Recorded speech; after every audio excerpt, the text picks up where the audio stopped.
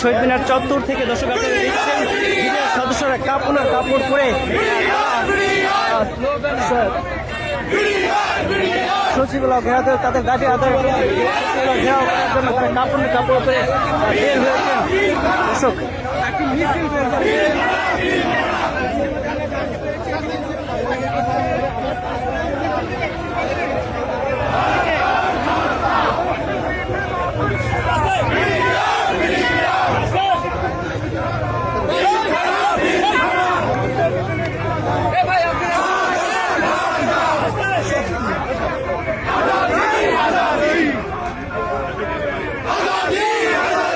আপনারা আসলে কাপড় পরে কোথায় যাচ্ছেন?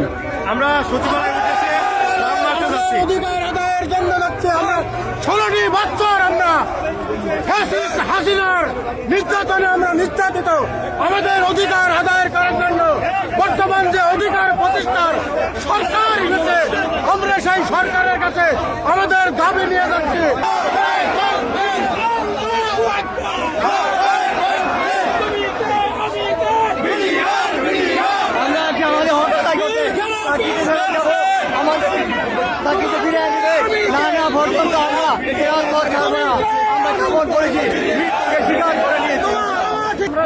আমরা বিক্ষোভ মিছিলে সচিবালয়ের সামনে যাচ্ছি। কেন যাচ্ছেন? আমাদের দাবিটা কি? আমাদের দাবি যারা আজকে 17 বছর যাবৎ বিনা বিচারে বিনা প্রহসনে জেল কাটছে তাদের মুক্তি এবং আমাদেরকে চাকরিতে পূর্ণবল করা হোক, সে ন্যায্য দাবি আদায়ের জন্য আমরা সচিবালয় অভিমুখে মাহিন ভাইয়ের নেতৃত্বে আমরা এগিয়ে যাচ্ছি। প্রধান সমন্বয়কের দায়িত্ব পালন করছে মাহিন সরকার। সে স্পষ্ট ঘোষণা দিয়েছে আমরা সচিবালয়ের দিকে ওখানে যাওয়ার পর বাকি সিদ্ধান্ত অবশ্যই মাহিন সরকার ঘোষণা করবে। আমরা চাই এর মধ্যে উপদেষ্টা এবং প্রধান উপদেষ্টার থেকে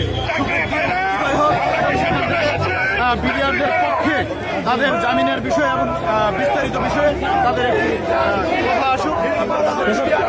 আমরা এখানে যারা এখানে এই অবস্থান এই মিছিলে রয়েছে তাদের সাথে কথা বলছিলাম। তারা বলছিলেন এই বিডিআর সদস্যদের বিডিআর সদস্যরা বিডিআর হত্যা নিহত হয়েছে তাদের বিচার এবং যারা চাকরিচ্যুত হয়েছে তাদের চাকরি ফেরত পাওয়ার জন্য তারা এখানে এই মিছিল নিয়ে তারা রওনা হয়েছেন। তাদের সাথে কথা বলছিলাম, যেমনটাই বলছিলেন। ভাইয়া আপনারা কোন দিকে যাচ্ছেন একটু বলবেন? কেন যাচ্ছেন? আমাদের দাবি, আমাদের ন্যায্য দাবি দিতে হবে। আমাদের ন্যায্য দাবি দিবে, তারপর আমরা ওখান থেকে চলবো, না আমাদের লাশ এখান থেকে যাবে। আপনাদের দাবিটা কি?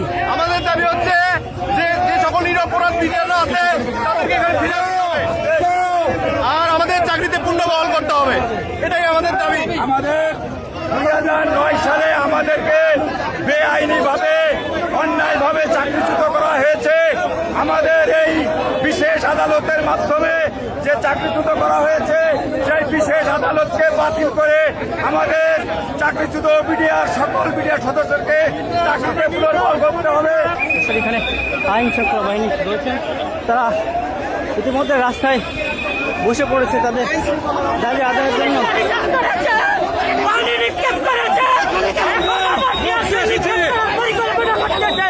আজকে আমরা জীবন দিয়ে দেবো এখানে।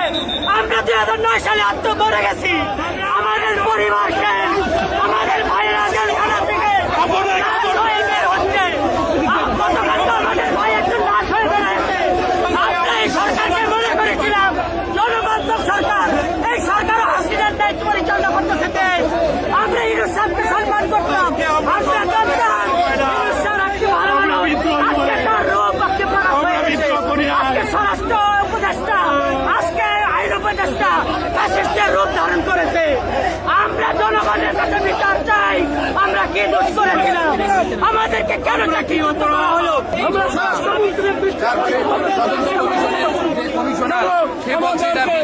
তাহলে কেন বিদ্রোহের মামলায় আমাদের চাকরি যাবে? তাহলে ওরা কি মিথ্যে কথা বলে?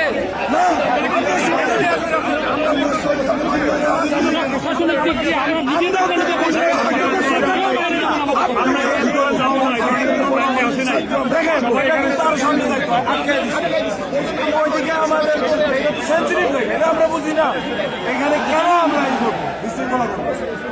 না ভাই আমরা এখানে বসে পড়ছি বসে দিচ্ছি আমরা এইখানে ভাই আপনাদেরকে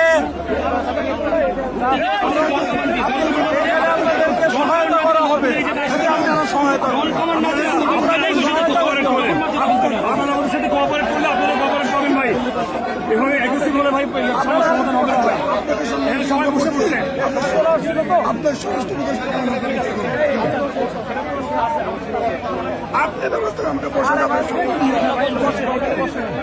আপনাদের এইসব চল কেমন আমরা ভয় করি না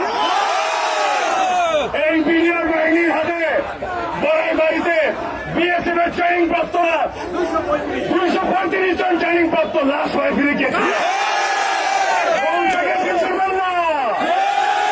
একদম খবরদার করে বলে দিচ্ছি বৈষম্য বিরোধী ছাত্র আন্দোলনের সমন্বয়ক হিসেবে আমরা এখানে যারা সমন্বয়ক হিসেবে একাত্মতা পোষণ করছি আমাদের সাথে এই পুলিশ লীগের সাথে একসময় যুদ্ধ হয়েছিল কিন্তু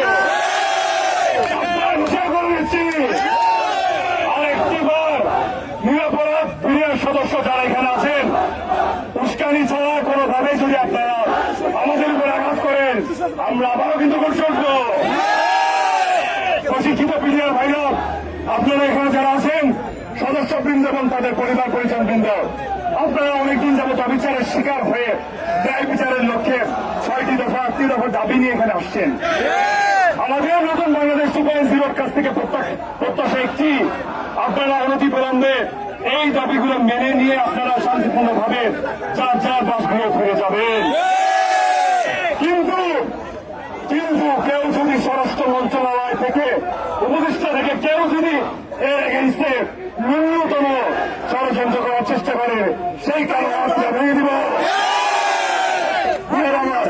আমরা এখানে উপস্থিত হয়েছি শান্তিপূর্ণভাবে অবস্থান করছি কেউ কোনো ধরনের উস্কানিমূলক বক্তব্য দিচ্ছি না দিব না সবাই এক্ষেত্রে একাত্ম আমাদের 6টি দফা দাবি রয়েছে পরবর্তীতে 8টি দফা দাবি করেছি শহীদ পরিবারদের দিকে সম্মান রেখে কিন্তু পুলিশ বাহিনী আজকে যে নেটকারজনক ঘটনাটি ঘটিয়েছেন আপনারা জলকামান নিক্ষেপ করে মৌচাকে আপনারা ধীরে সরেছেন